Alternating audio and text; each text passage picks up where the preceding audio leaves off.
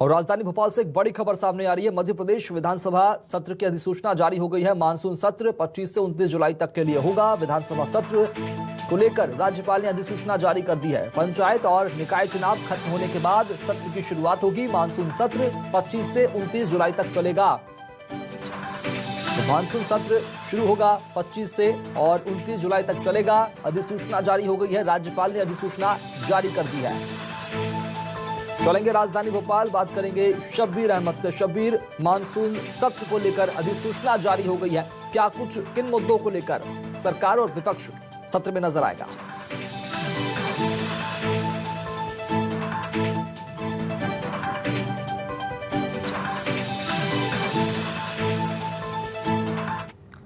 और इस बीच मानसून सत्र को लेकर नेता प्रतिपक्ष डॉक्टर गोविंद सिंह का बयान भी सामने आया। नेता प्रतिपक्ष ने मानसून सत्र की अवधि बढ़ाने की मांग की है। 5 दिन की जगह 3 हफ्ते का सत्र बुलाया जाए, ये बात कही है डॉक्टर गोविंद सिंह ने। और सत्र की अवधि नहीं बढ़ाने पर विरोध करेंगे, ये बात कही डॉक्टर गोविंद सिंह ने। विपक्ष और जनता की आवाज सरकार दबाना चाहती है, ये बात कही है नेता प्रतिपक्ष डॉक्टर गोविंद सिंह ने। और इसकी मानसून सत्र की अवधि बढ़ाने की मांग की है।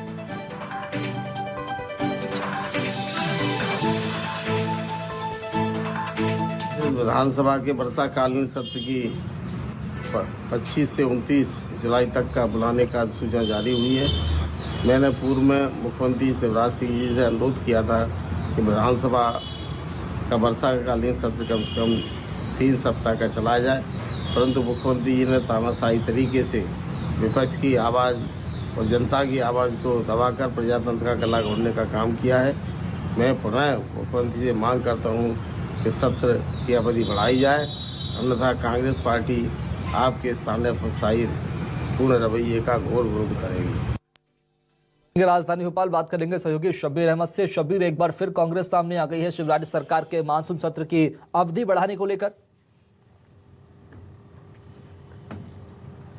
बिल्कुल शुभम, छोटा सत्र बुलाया गया है। 25 जुलाई से शुरू होगा, 29 जुलाई को खत्म होगा, यानी 5 दिन का ही ये सत्र होने जा रहा है। और उसी को लेकर विपक्ष की तरफ से नेता प्रतिपक्ष गोविंद सिंह, जैसे ही अधिसूचना जारी हुई मानसून सत्र को लेकर, वैसे ही उनका बयान सामने आया और उनकी तरफ से कहा गया है कि मैंने मुख्यमंत्री शिवराज सिंह चौहान को सत्र को बड़ा करने के लिए पहले ही पत्र लिखा था कि 3 सप्ताह का सत्र होना चाहिए। छोटा सत्र से जनता के मुद्दे होते हैं, जो तमाम चीजें होती हैं उसके ऊपर चर्चा नहीं होती है। हम जितने भी अभी पिछले कई महीनों की बात करें, जितने भी सत्र वो शुभम बुलाए गए हैं वो काफी छोटे रहे, भले ही बड़े बुलाए गए, लेकिन हंगामे के कारण पहले ही स्थगित, अनिश्चित काल के लिए स्थगित कर दी जाती है विधानसभा कार्रवाई। और ये कह सकते हैं कि सत्र शुरू होने से पहले ही, अभी करीब 1 महीना है सत्र को शुरू होने में, लेकिन उससे पहले ही अब विपक्ष पूरी तरह से ये कह चुका है कि अगर सत्र की समय अवधि नहीं बढ़ाई जाएगी तो हम इसको लेकर विरोध जताएंगे। यानी किस तरीके से सत्र रहने वाला मानसून सत्र का, इसका अंदाजा इसी से लगाया जा सकता है, क्योंकि पहला सत्र होगा गोविंद सिंह के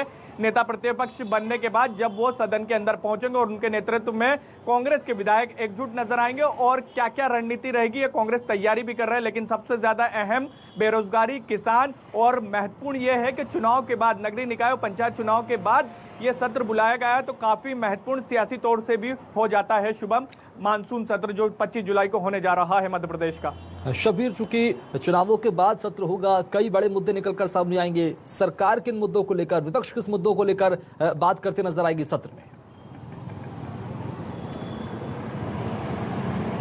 बिल्कुल, कांग्रेस की बात की जाए तो कांग्रेस के जो नेता प्रतिपक्ष गोविंद सिंह, उनसे हमारी बातचीत भी हुई। उनका कहना है कि हम किसान को लेकर मुद्दा उठाएंगे, क्योंकि कई जगहों पर जो सोसाइटियां हैं वहां पर लंबी लंबी लाइन लगी हुई, किसानों को जो सरकार की तरफ से योजनाएं चलाई जा रही है उनका पैसा नहीं मिल रहा है, तो हम किसानों का मुद्दा उठाएंगे। इसके अलावा कई इलाकों में उनका कहना है कि ग्रामीण इलाकों में जो सरकार की तरफ से जल जीवन मिशन चलाया जा रहा है उसके तहत कई इलाकों में पानी अभी भी नहीं पहुंचा है, उसका मुद्दा उठाएंगे। इसके अलावा अग्निपथ योजना को लेकर भी विपक्ष रणनीति बना रहा है कि सदन में इसको लेकर हंगामा कर सकता है। यानी ठीक है, बहुत शुक्रिया शब्बीर अहमद, खबर को विस्तार से बताने के लिए, बातचीत करने के लिए। आगे